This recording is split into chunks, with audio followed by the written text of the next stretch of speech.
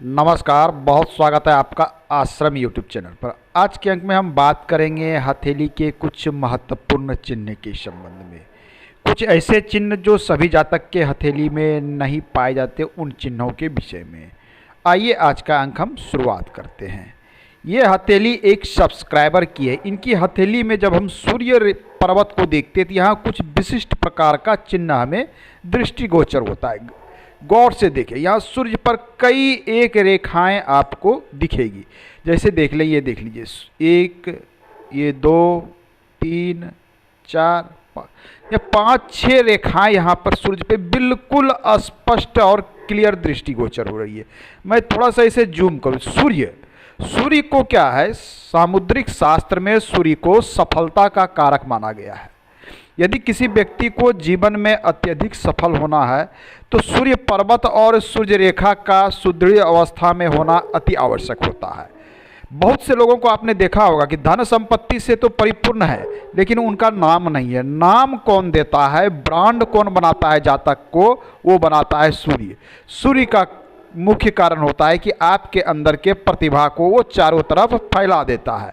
तो आइए इनके सूर्य पर्वत पर हम थोड़ा सा ध्यान देते हैं। इन्हें थोड़ा सा पिक्चर को जूम करते हैं। ये देख लीजिए, ये है सूर्य पर्वत। अनामिका उंगली के नीचे ये हमारी होती है अनामिका उंगली, जिसे रिंग फिंगर इंग्लिश में कहा जाता है। इसके नीचे का ये पर्व है सूर्य। ये कितना होता है तो ये हमारे हृदय रेखा से ऊपर का भाग होता है, इतना सा भाग होता है, ये सूर्य का होता है।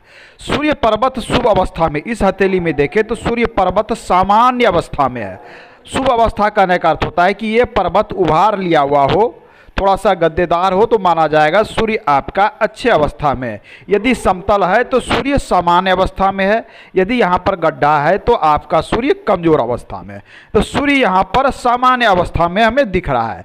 यहाँ पर देखिए, सूर्य पर कई एक रेखाएं आपको दृष्टिगोचर होगी। ये देख लीजिए, हालांकि इसमें से कुछ रेखा काफ़ी लंबी है। सूर्य सफलता का कारक, सूर्य में रेखा पे एक लंबी रेखा का होना, ये अर्थात अति शुभ माना जाता है।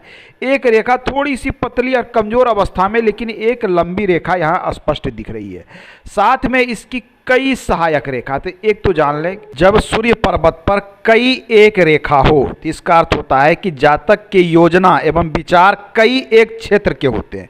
इनकी जो योजनाएं मन में चलती है या फिर कोई विचार चलता है किसी कार्य को करने से संबंधित, या किसी कार्य में ये अग्रसर होते हैं करने के लिए, तो ये कई क्षेत्र से संबंधित। जब देख लीजिए 5-7 रेखाएं बिल्कुल क्लियर है एक दूसरे को, इसमें एक पॉजिटिव चिन्ह है, ये एक दूसरे को काट नहीं रही है।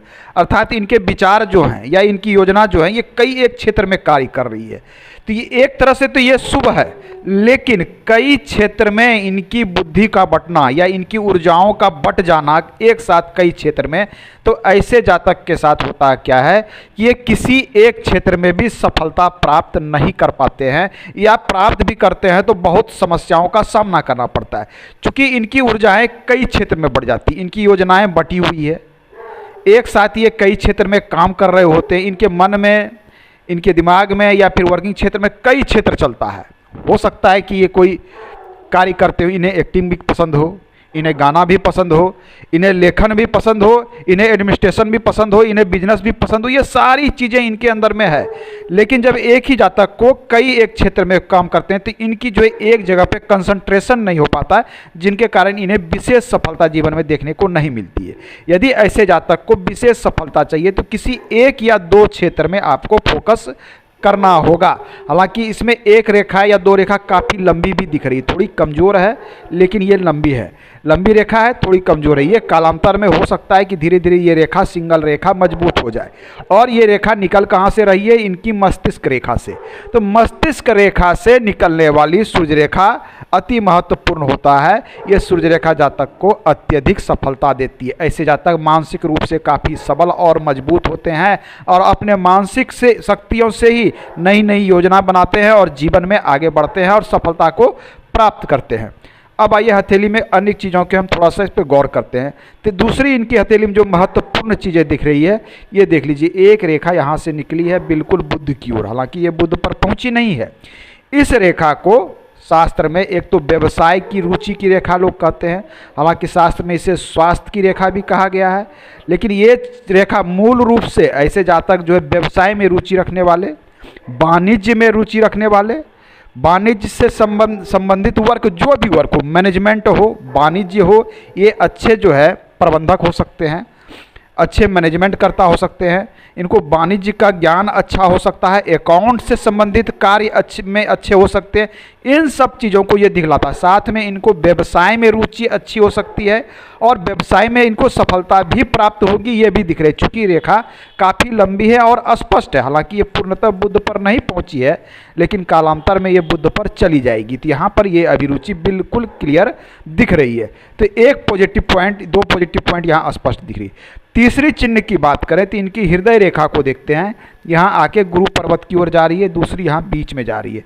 तो अर्थात ऐसे जातक का जो प्रेम संबंध होता है वो बिल्कुल अस्थिर होता है। इनका मन और चित्त यहाँ अस्थिर हो रहा है, ये एक अच्छी बात है। और ये प्रेम में इनकी जो है, एक तो गुरु पे जा रहा है, गुरु पे जाने का अर्थ होता है इनके प्रेम में निस्वार्थ भाव है, बिना किसी स्वार्थ के ये अपने प्रेम में हैं।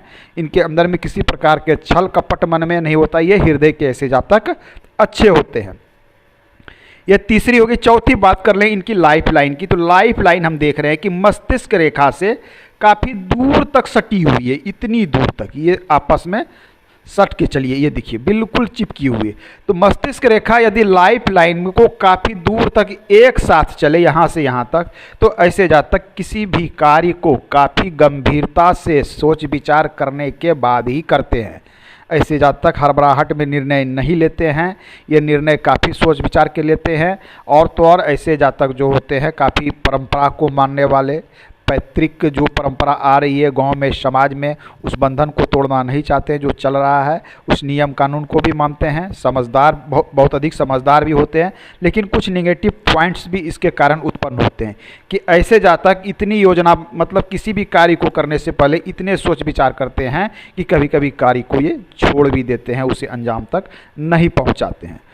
अब आइए इनकी लाइफ लाइन को देखते हैं, तो बिल्कुल लंबी और स्पष्ट मणिबंध की ओर जाते हुए, तो इस प्रकार से यदि रेखा यहाँ मणिबंध की ओर जाती है तो कहीं ना कहीं एक तो ये लंबी आयु को दर्शाता है। आयु, यह लंबी आयु कहने का अर्थ होता है 85 और 90 वर्ष के आसपास की आयु को हम लंबी आयु मान के चलते हैं।